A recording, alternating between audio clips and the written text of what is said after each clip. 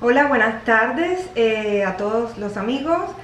Mi nombre es Olga Herrera y una vez más le vengo a traer, voy a seguir hablándoles de este libro porque tiene muchas preguntas y respuestas que se le hacen a los espíritus en el otro lado y que ellos responden. Conversaciones con el otro lado de la medium Sylvia Browner. Entonces, sin más, vamos a pasar a la primera pregunta. ¿Cuánto se deja a la suerte una vez que encarnamos? Cada vida es firmemente colocada en su lugar, sin tomar en cuenta todas las direcciones que pueda tomar. Cuando viajas por una carretera hay otros caminos que intersectan y separan. Tu vida es muy parecida a esa carretera. Tú tienes una básica dirección en la cual debes viajar, pero a veces tendrás varios caminos de donde escoger, todos los cuales te llevarán a tu destino. Si das vuelta en una dirección, puede que llegues a parar en el desierto, así que sin importar lo que tengas enfrente para escoger, se supone que debes de viajar a una dirección, en tu propia carretera. Eso no significa que no puedes desviarte o perderte, pero la mayoría de las entidades encuentran su camino de regreso a la carretera principal. O sea, aquí nos dicen de que tenemos un objetivo, una meta, un tema para venir a tratar en la vida y que todo lo que hagamos, lo que hagamos, nos va a ir llevando por esa meta. Podemos desviarnos si queremos o podemos tomar otro sendero, pero la misma alma nos va a hacer sentir que estamos como desviándonos, nos va a hacer como no nos sentimos bien, no nos sentimos cómodos y vamos a ir tomando de nuevo esa meta, esa carretera principal, el objetivo a lo que venimos. Eso desde que uno es pequeño, esto lo trae uno incorporado adentro. Por ejemplo, yo a veces analizo mi vida. Cuando yo era pequeñita, apenas tendría como 5 o 6 años, yo recuerdo estar sentada en la sala de mi casa y cuando veía pasar un viejito, un ancianito, pues yo sentía esa compasión, ese deseo de ayudar. Y con una persona enferma lo mismo, sentía esa cosa, ese deseo de ayudar. Igual cuando yo empecé a estudiar todos los temas espirituales, sentí también el deseo bueno, una vez que supe que había algo más allá, pues, ¿por qué las demás personas deben saber esto? Disculpen. O sí, las personas que están en duelo deben saber que sus familiares están bien. O sea, esa cosa de querer, siempre cuando fui a estudiar, lo que estudié fue para trabajar en hospitales, trabajar en casas de ancianos, trabajar en clínicas de rehabilitación. O sea, es como que eso me llamaba. Entonces, bueno, yo supongo que cuando trabajo la pintura también, o mis libros, el primer libro que yo escribí fue acerca de 2 mujeres que estaban paralizadas completamente. Yo las cuidé allá a sus casas, pero ellas tuvieron una vida que hicieron cosas increíbles, que para una persona estar cuadriplégica era algo casi que se ve como imposible, pues ellas lo lograron. Entonces es como yo quería darle al mundo un mensaje de que se pueden hacer muchas cosas, estés como estés, o sea, siempre con ese objetivo, siempre mi meta. Entonces es como que todo lo que hagas te encausa. Si pinto mis cuadros también quiero llevar a veces un mensaje de esperanza, algo que ayude, algo que impulse. Eso es más bien lo que yo vine a trabajar, algo como llevar un mensaje de ayuda, de luz, de esperanza, de fuerza, de fe, de empuje, algo así. Entonces como que venimos a algo y ese algo todo nos va llevando a ese algo. Cuando nos alejamos nos sentimos incómodos. ¿Qué firmemente estoy colocado en mi futuro? ¿O qué firmemente está colocado en mi futuro? Al venir a la vida, tú esencialmente renunciaste a tu voluntad libre. Una vez que has planeado la vida, tú permanecerás en ese sendero. Tu voluntad libre funciona antes de una encarnación. Después de esto, tú estás actuando tu propio destino. Se te es permitido viajar por muchos caminos diferentes, pero tú debes de lograr tu meta final. Es lo que yo les estaba hablando antes. Vamos a ir a otra pregunta. ¿Cómo sabemos que estamos en el sendero correcto? Bueno, esto ya se los acabo de explicar. Vamos a saltearnos un poco más acá. Bueno, esto es una pregunta. ¿Trabajamos en el otro lado? Es como que estoy salteando preguntas porque no les quiero leer así seguido, pero trabajamos en el otro lado. Usted trabaja en el mundo espiritual. Toda creada entidad trabaja en el otro lado. La palabra trabajo es probablemente un término inapropiado en este caso, desde que todos disfrutamos grandemente nuestro escogido campo de trabajo. No es parecido a tu plano, dicen estas entidades espirituales, donde trabajas en orden para alimentar, vestir y mantener una familia. Nosotros trabajamos porque lo disfrutamos y obtenemos más conocimiento acerca de Dios, nuestro Creador. O sea, el trabajo como lo vemos aquí no es como lo ven ellos allá. Allá todo es un voluntario, todo es yo voy a hacer esto porque lo deseo, porque lo disfruto. Fíjense que aquí también hay veces cuando ustedes están haciendo un trabajo y lo disfrutan tanto, el tiempo ni les pasa. Bueno, pues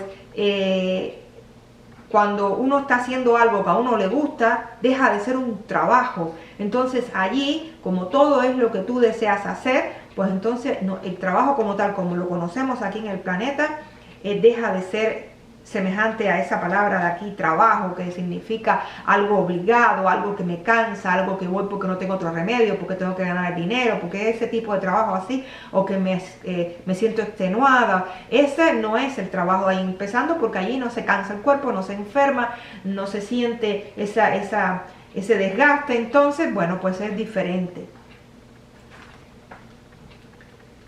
Tú estarás interesado en saber que todo conocimiento fue primero accedido en mi plano, o sea, en el plano espiritual. Esta sabiduría obtenida por nuestro trabajo e investigación es luego transferida en tu plano de varias maneras, o sea, en el plano terrestre. Usualmente implantándola dentro del cerebro de un investigador, científico o filósofo. Todas las invenciones, curas médicas, teorías científicas nuevas y descubrimientos son todas transmitidas de nuestro plano para tu beneficio y uso. Aún tales cosas como la música, el arte y diseños nuevos son implantados dentro del individuo en tu plano. En general, nosotros abrazamos varios intereses o pensamientos en adicción a nuestro trabajo. Por ejemplo, uno de nosotros puede que sea un físico ávido y aún amar la navegación, la escritura, andar a caballo o jugar algún tipo de juego. Desde que no tenemos ninguna referencia de tiempo, tal como tus horas o minutos, estas existen solo en tu plano. Tenemos suficiente tiempo libre para seguir cualquier interés. O sea, no es que vayas allá a trabajar constantemente, aunque sea lo que te gusta. Tú puedes hacer lo que quieras, porque como allí no existe el tiempo, pues tienen tiempo para todo. O sea, allí tienen todo el tiempo del universo. Aquí en la Tierra es donde se marca el tiempo, donde se mide el tiempo. Allí no es así, no es tal cual así. Entonces, cuando estás en ese plano, puedes tener muchísimas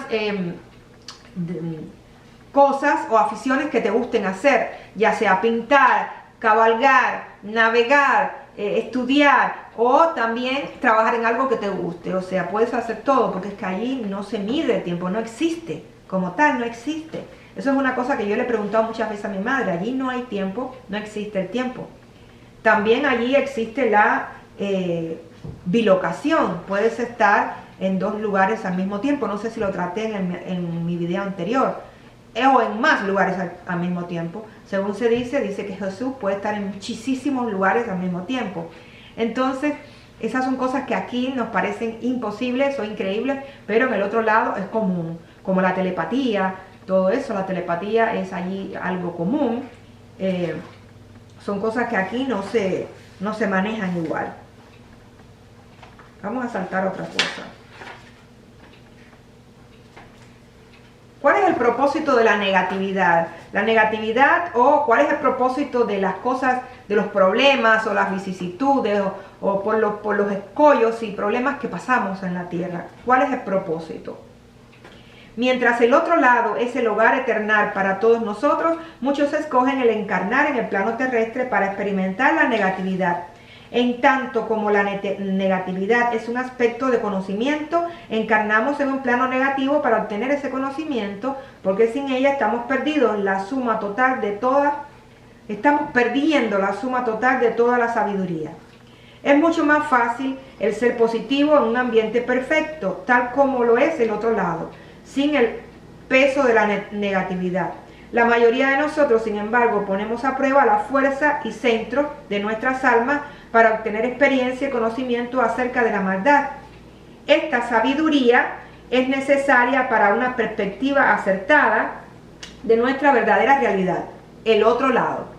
Por ejemplo, ¿cómo realmente podemos apreciar y conocer la dicha solo que hayamos experimentado la pena? ¿Cómo pueden nuestras emociones relacionarse a algo malo, triste o negativo solo que hayamos personalmente experimentado eso? Sin conocer acerca del oscuro, nunca aprenderíamos y a lo mejor no le daríamos importancia a lo claro. Una de las preguntas que se me hacen más seguido, o sea, que se le hacen a los espíritus o a los guías es: si la maldad existe, ¿eso no significa que una parte de Dios es mala? La respuesta es un resonante no. Ciertamente Dios tiene el conocimiento de la maldad y la negatividad, pero eso no lo hace a Él malo o negativo. En actualidad, las creaciones de Dios causan y perpetúan la maldad. O sea, nosotros somos las creaciones de Dios. La humanidad crea la negatividad, no Dios. Si las creaciones de Dios son interpretadas como una parte de Dios, entonces algunos pueden sentir que Dios tiene la negatividad dentro de él. Pero la divinidad simplemente tiene el conocimiento de la negatividad. La negatividad es un producto de las creaciones de Dios, desde que la negatividad es una parte del conocimiento y nosotros somos la parte experimentadora de Dios. Entonces experimentamos la negatividad y la penetramos en orden para ganar sabiduría de ella.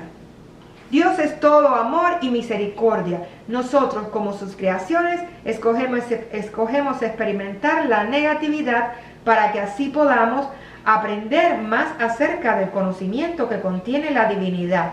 Aun cuando experimentemos o creemos esta negatividad, recuerda que ella solamente existe en el mundo físico.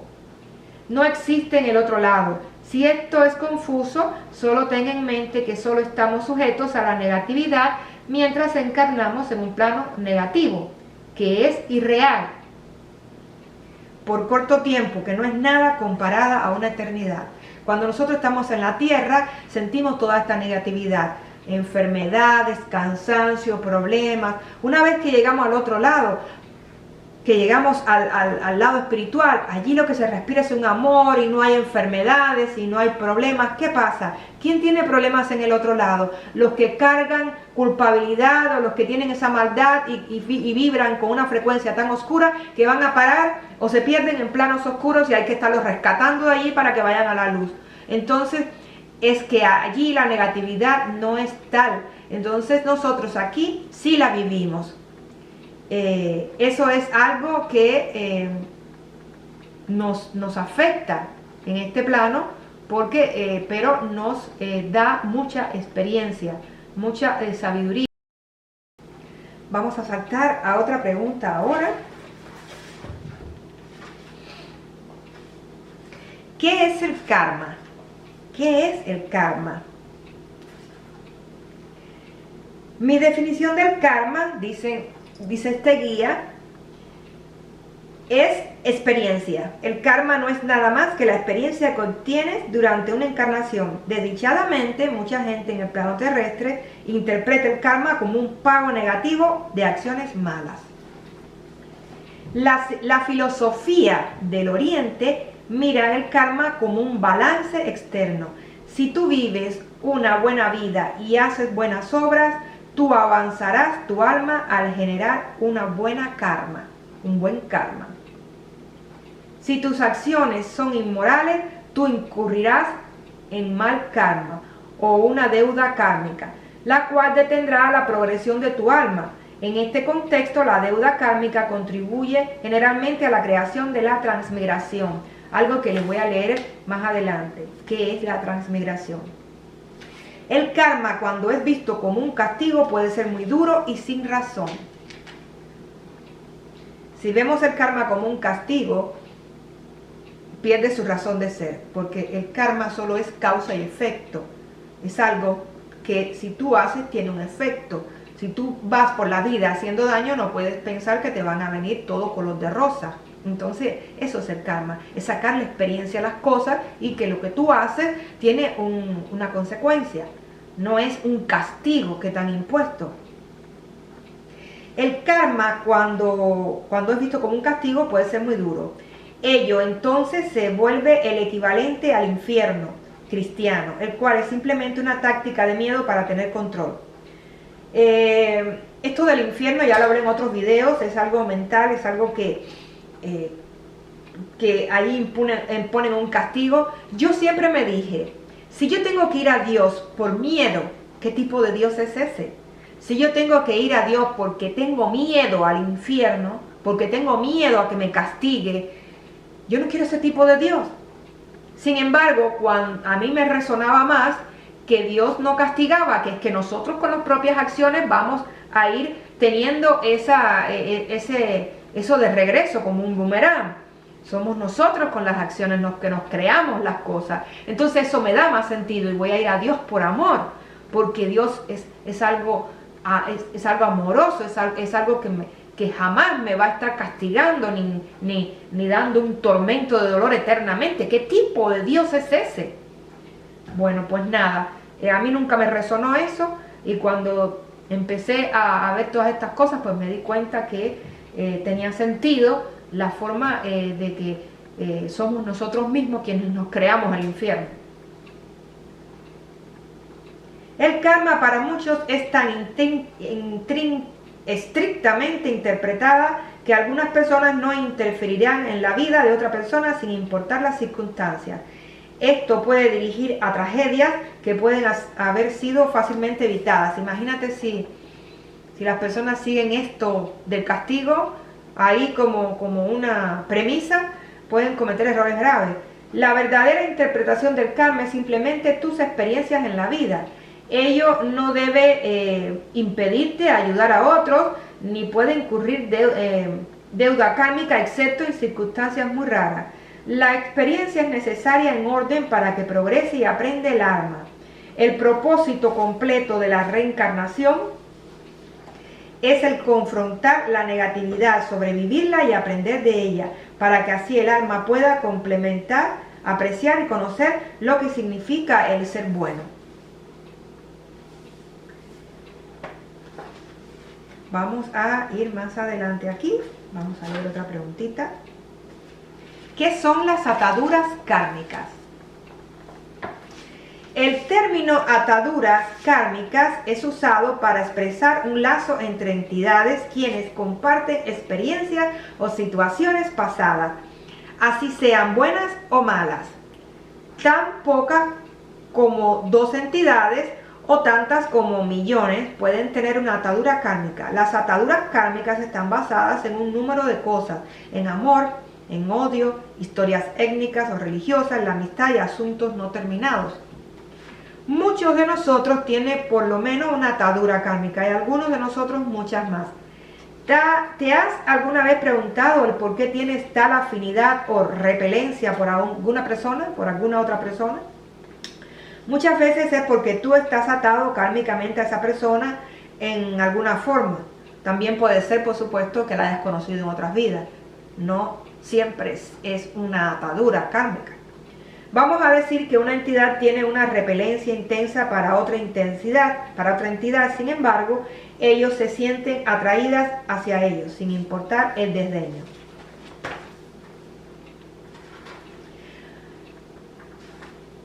Puede ser descubierto que estas entidades han vivido juntos en una encarnación previa, desarrolló una relación pobre, por ejemplo, y murió antes de solucionar los problemas entre ellos.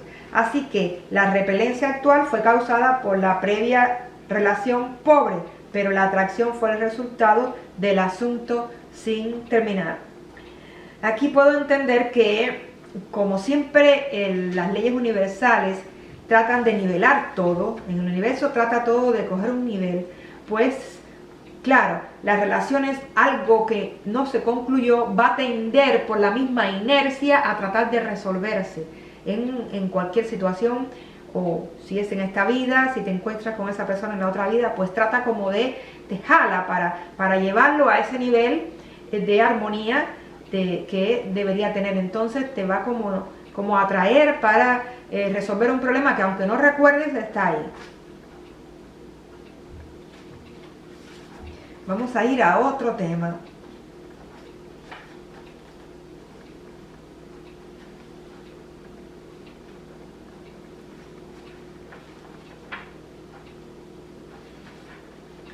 Estaba buscando, ok. ¿Qué es la transmigración? ¿Qué es la transmigración? La transmigración es la creencia de que después de la muerte tu alma puede entrar a cualquier tipo de cuerpo, desde la forma más baja de vida, tal como la de un insecto, a un ser humano.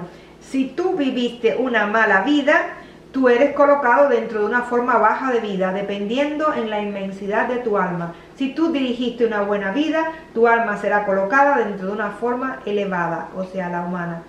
Esta es la creencia que tienen muchas, pueden tenerlo muchas filosofías o religiones. Es una creencia que para mí es completa, no tiene razón de ser. Aquí vemos lo que responde el espíritu. ¿Encarnamos como animales o dentro de otra forma de vida? No. Las especies permanecen puras a su especie. En el origen de la reencarnación observamos formas más bajas de vida avanzar en su propia dimensión. Este descubrimiento transpiró a razón de un interés personal, cuidado y la búsqueda de conocimiento. Fue únicamente una investigación.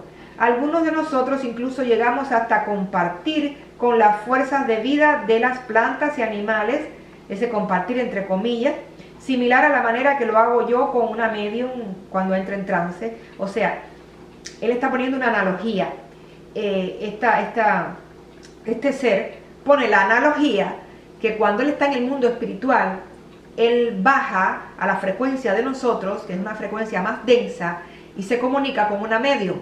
Entonces esto es momentáneamente, pero él no está, él no bajó y se convirtió en esta entidad con baja frecuencia para siempre, sino que fue momentáneo.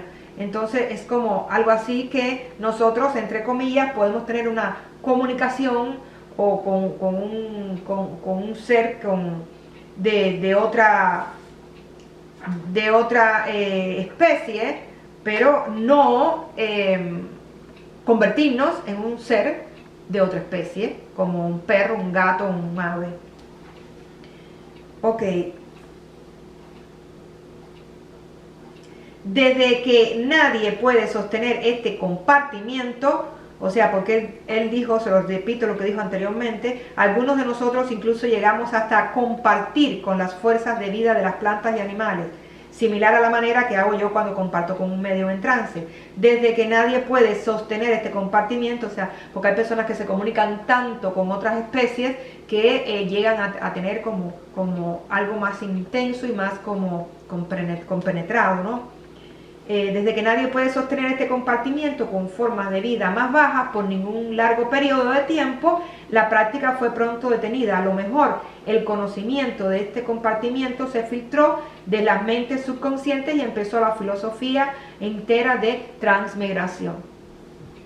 De cualquier manera, todas las formas de vida permanecen verdaderas a su especie. Los humanos se encarnan solamente como seres humanos y no como otra forma de vida, tales como animales, plantas. Esas tienen sus propias almas, por decirlo así, pero ellas no participan en la reencarnación. Cuando los animales mueren, ellos cruzan a mi lado, o sea, al lado espiritual, y residen en áreas designadas para ellos. Las plantas, como parte de la naturaleza, son generalmente duplicadas en el otro lado. Los animalitos están en el otro lado y tienen planos para ellos. Yo he visto mis mascotas en el otro lado. Yo recuerdo una experiencia muy linda. ya mi mamá había partido al mundo espiritual y yo creo que ya tuvo que ver con esa experiencia, porque empezó yo estaba en un sueño normal, de repente me di cuenta que me estaba como desdoblando. Y llegué a un lugar donde había como una biblioteca, donde yo saco un papel y el papel dice el nombre de mi madre. Claro, todo en estos planos se conecta cuando te enfocas en algo. Tu pensamiento se va a algo y ahí te conectas porque es mental todo. Y allí esta telepatía es inmediata. No es como acá que se demora tanto un pensamiento en que se haga realidad, sino que allí es inmediata. Entonces, nada. Cuando yo leí el nombre de ella, inmediatamente parece que la atraje y algo se complementó, se confabuló para que sucediera. En vez de, yo no viajé, no me fui al plano espiritual como tal, de algún modo sí me fui, pero más bien me fui a una época pasada, no de mi vida, vidas pasadas, sino en esta misma vida, pero en un tiempo pasado. Cuando yo era, cuando tenía esa perrita, estábamos cuando yo tenía como unos 13 o 14 años y mi perrita, estábamos en la sala jugando y estaba mi mamá conmigo. Y la perrita, bueno, cuando yo viajo a ese tiempo pasado, porque en el mundo espiritual puedes viajar al pasado, presente y futuro. Bueno, pues nada, viajé a ese momento, estaba mi mamá sentada en una silla, yo estaba sentada en el suelo y esa perrita cuando me vio se volvió loca, fue como que fue una sorpresa para ella. Sin embargo, mi mamá no se sorprendió para nada, porque ella como que estuvo confabulada para crear ese viaje y estuvimos ahí disfrutando, mi mamá, esa perrita mía y yo. Fue un momento tan divino y yo viajé a ese momento pasado exacto de ese momento en que estaba en mi casa donde yo me crié en Cuba y pude viajar. Esa es una, o sea, viajé al pasado, pero también en el mundo espiritual he tenido desdoblamiento donde he visto a mis gatos, donde he visto a mi otra perrita que es una German Shepherd que yo tuve que dejarla cuando salí de Argentina y ella falleció. Cuando ella fallece, pasó un tiempito y yo la soñé. No fue un sueño, fue un desdoblamiento. Rectifico, yo tuve ese desdoblamiento y la veo. Entonces llamo a Argentina y llamo a los vecinos de Argentina y pregunto por mi perrita, ¿cómo está? Y ellos me dijeron, bueno, tu perrita falleció. Claro, yo la había visto en mi desdoblamiento. Entonces, ven cómo se conecta todo. Las mascotas también están con nosotros en el mundo espiritual, pero en diferentes planos. Ellos van a sus planos, los planos de donde están los animalitos, aunque por supuesto allí podemos nosotros verlos, comunicarnos con ellos, disfrutar de ellos, pero están en su frecuencia, una frecuencia diferente a cada frecuencia tiene sus diferentes dimensiones y planos y subplanos. Entonces, este libro tiene muchas preguntas. En otro momento seguiré yo hablándoles y comentándoles acerca de esto, pero les digo que es muy interesante porque nos habla de las reencarnaciones, del karma, por ejemplo, también habla en una parte que se lo voy a leer más adelante, cómo es que nos metemos en el vientre de nuestra mamá. A veces el alma, el bebé se está formando, el cuerpo físico, pero el alma no está ahí.